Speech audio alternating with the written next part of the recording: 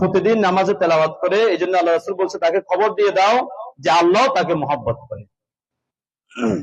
ছোট্ট একটা সূরা, এটা আমরা সবাই পারি, হয়তো বিশুদ্ধতার অভাব আছে, এই জন্য সবসময় পড়ার জন্য একটু চেষ্টা করি।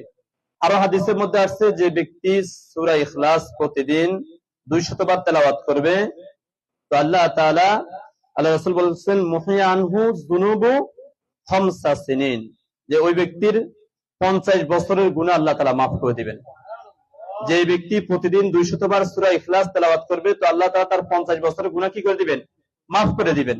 ইল্লা আন ইয়াকুনা আলাইহি দাইন, হ্যাঁ, তারপর যদি কোনো করজ থাকে তাহলে আল্লাহ পাক করজের গুনাহ মাফ করবে না।